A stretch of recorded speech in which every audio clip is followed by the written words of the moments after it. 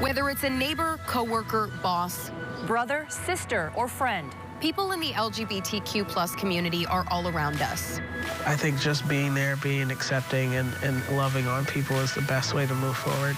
Tonight, we're sharing their stories, taking a look at the progress made and the challenges they still face. It's a time to recognize all the pain, but to be with the community and to just have pride and embrace the joy of having that community. I'm Brittany Flowers. I'm Amber Kriska. Thank you for joining us for this special edition of The 7 Profiles in Pride. This is a special presentation from Wood TV 8.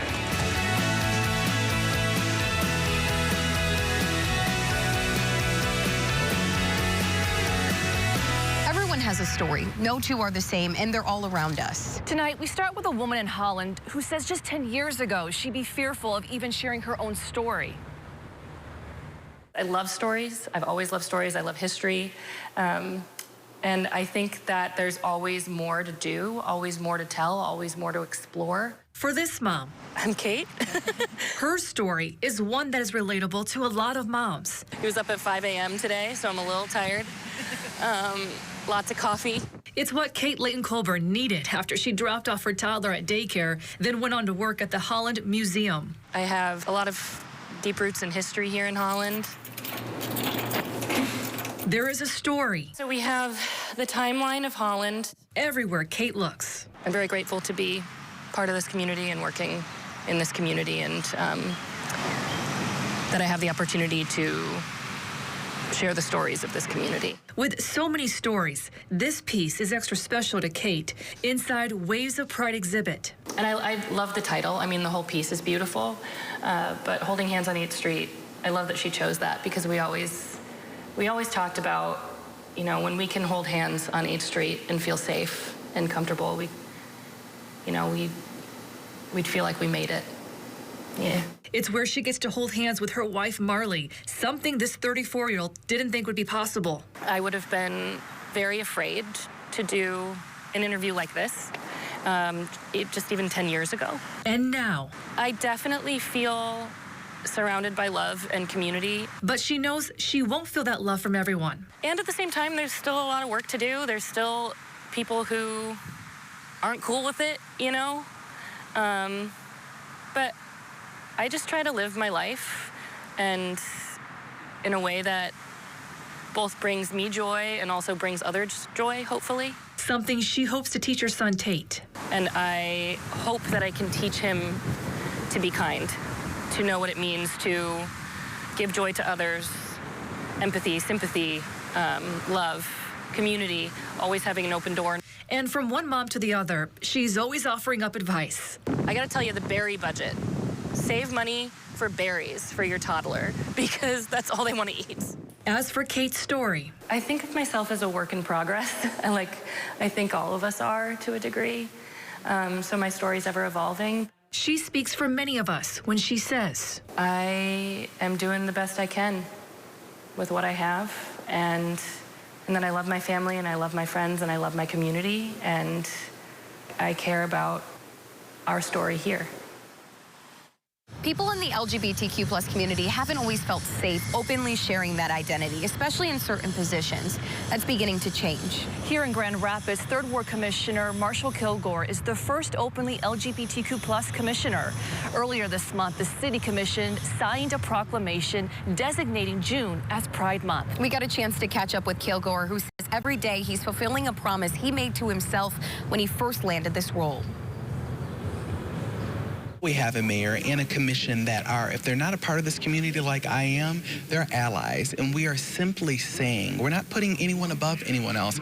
We're saying that we all have a right to equality here in this city. As a little queer boy growing up in West Michigan, this was not easy. It's not easy. And I know that as someone who's under 30, right, we've gone so far, but not far enough. There's still a lot of work to be done.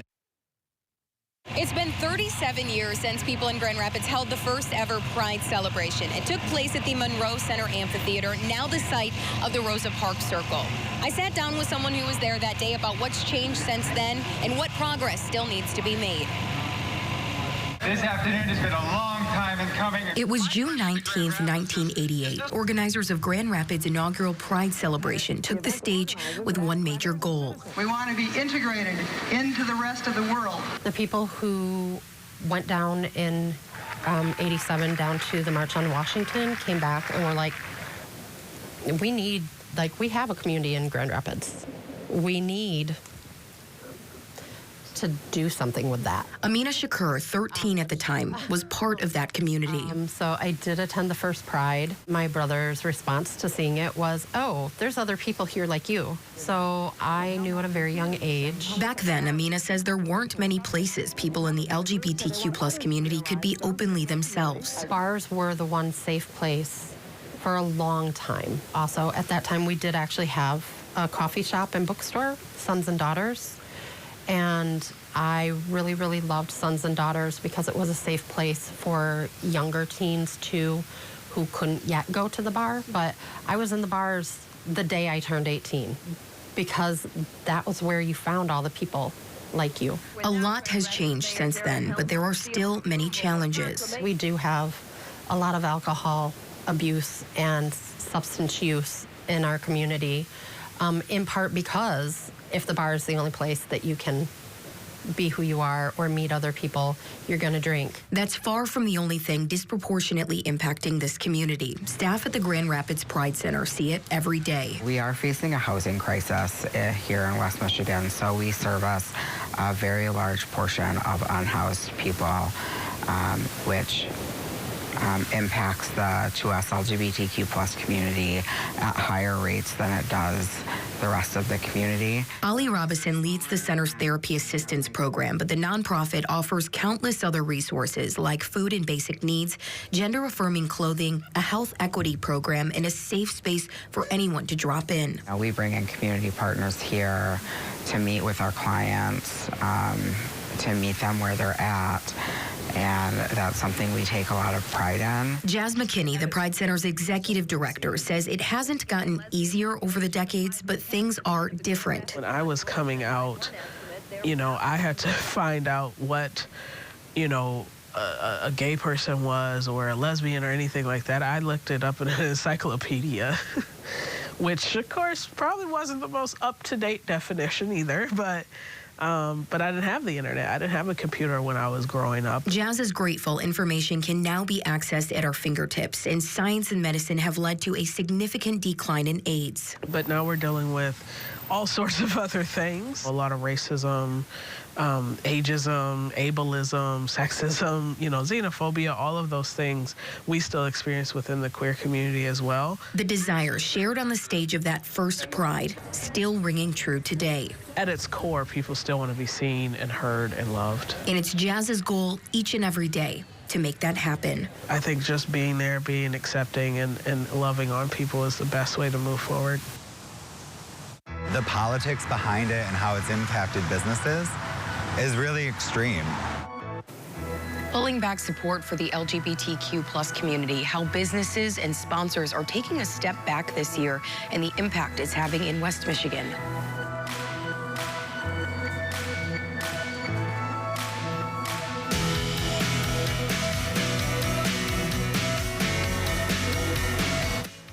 Local Pride celebrations in West Michigan have long enjoyed broad support from major corporate brands down to mom and pop stores. Many viewed Pride as smart marketing and a way to boost their reputations within the LGBTQ plus community. But this year and in the current political climate, that support has cooled, and some are noticing a sharp withdrawal of funding. News 8's Brian Sterling has more on the business of Pride and the tricky economics of inclusion. In this early summer weather, change is in the air as local Pride festivals get underway in West Michigan. There's a level of fear of the unknown. Organizers of the Kalamazoo Pride Festival say the majority of their funding comes from individuals, corporations, and grants. And this year, we're down about 30% on our sponsorships. We've had funding loss, which has been difficult to manage. And along with that, we've had Pride sponsorships that are down. And it would appear that companies are pulling back on Pride Month donations. According to a recent survey by a group called Gravity Research, 200 executives at the top companies were surveyed. 39% of them said they were pulling back on pride, and it's being felt locally. The politics behind it and how it's impacted businesses is really extreme. Dean Jeffrey is co-owner of Good Judy's Market and Juice Bar in Easttown. The very foundation of the business is their mission of inclusive relations with the community, creating opportunities for involvement and support. He says while big companies might be turning away, small businesses are actually seeing a positive impact because of the community hunkering down and showing their support. It's really disheartening. The big businesses especially have profited so much off of the queer community and the LGBTQ community, and for them to switch immediately just because an administration switched or because it's not politically positive for them kind of is like a stab in the back. And it doesn't feel good, so I can see why people are going more local. I think we're just getting tired of being used as pawns politically, and I think that pulling back on our support, not just queer support, but all DEI is bad business for everybody. Many queer consumers have long criticized companies who only show support during Pride Month for the sake of appearances or profits. Businesses, be forewarned, they're keeping score. We know exactly the game that's playing. You use us when marketing is good.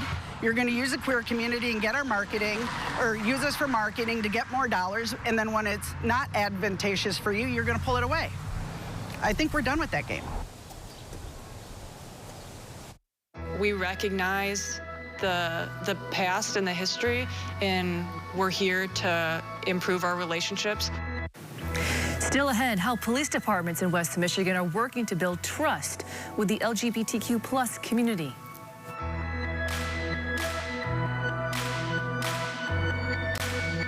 Since 2019, the Grand Rapids Police Department has had a liaison for the LGBTQ plus community. It's a role the chief says is aimed at building relationships both within the department and out in the community. As of a few months ago, a new LGBTQ plus liaison is in that role. News 8's Adriana Doria spoke to her about her plans and why she feels her position is so important. On a typical day, you could find Mallory Katharian heading to crime scenes and sifting through evidence. Fingerprints and DNA. Serving as a forensics technician with the Grand Rapids Police Department. My day-to-day is never the same. But her second and relatively new gig is somewhat more personal. I've always tried to be that person that, I would rather you ask me a question than be worried about offending someone. Like, if you're asking me, I know you're trying. Mallory serves as the second ever LGBTQ plus liaison with the Grand Rapids Police Department and has for just about 2 months, a role that originated back in 2019. As a gay woman, I take it as a responsibility to educate those around me, especially with law enforcement. But I have had some good hard conversations with guys that I work with, just kind of eye-opening on their end when I tell them when my wife and I first started dating, there was about 1.5 years where legally we could not get married. Mallory says the relationship between the LGBTQ plus community and police has often been a difficult one to build over the years. And in this position, she says that is exactly the goal, to bridge that gap between these two communities in Grand Rapids. And it's something Police Chief Eric Winstrom says is essential for their department. We want to get that insight from somebody that actually works in the police department and can be that conduit of information that I might not otherwise get. That's a huge blessing for us. And Mallory is that person. She says in her role, she works to educate within the department. But out in the field, her lived experience helps break down barriers with those she comes in contact with. Just walking onto a scene as a woman often breaks down barriers. And I'm not a police officer. As crime scene tech, I'm a civilian, even though I do look like this. And so it kind of puts me in that good middle ground between the officers and the community. While the liaison role started before Chief Winstrom arrived in Grand Rapids, it's one he says he's glad to see continue to grow. To the point now where we're saying June is Pride Month, I have so much pride, obviously, at the Grand Rapids Police Department, but I have so much pride in our brothers and sisters who, it's 2025, and they're proud of their membership in the LGBT community. I'm so proud to see the changes in our country, where we are today versus where we are when I was a kid, when I was in college, and seeing all the progress that we have. I think there's more progress to be made. As she sits back and reflects on her first Pride Month in this position, this one has an even more special meaning. Can't even put it into words. Pride Month is always so important. My wife and I love going to any Pride Fest that we can, it's a time to recognize all the pain, but to be with the community and to just have pride and embrace the joy of having that community. Hoping to continue to bridge gaps and better her industry, one step in conversation at a time. We recognize the past and the history, and we're here to improve our relationships. We are still working to get that trust back and build a relationship where everyone feels comfortable, and I think that's kind of the task and the goal of me in this position. In Grand Rapids, Adriana Doria, News 8. Protection against discrimination. We hear from the first openly gay member of the Michigan Senate on what's being done at a state level.